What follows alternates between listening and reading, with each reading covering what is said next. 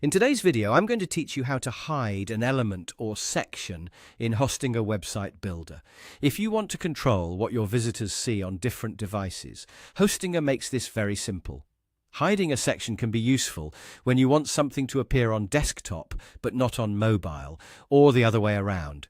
This helps you keep your website clean, organized, and easier to view depending on the screen size.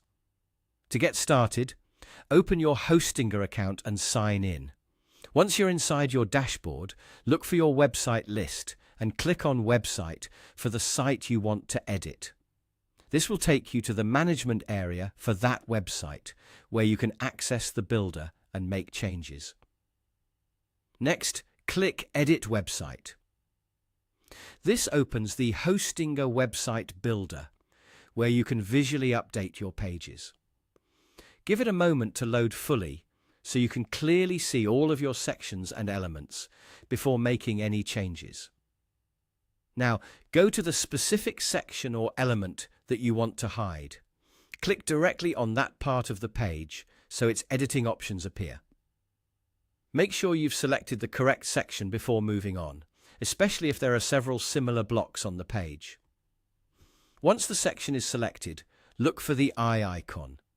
This is the visibility control. Click on the eye icon, and you'll see options that let you choose where the section should be visible. From here, you can decide whether you want to hide it on mobile or on desktop. If you want to hide the section on one of those device types, simply toggle the option off. As soon as you do that, the section will be hidden on that device view. For example, if you switch off mobile visibility, the section will still appear on desktop, but not on mobile devices. The same idea applies if you hide it on desktop. This is a helpful feature when certain sections look better on larger screens, or when you want to simplify the mobile experience for visitors.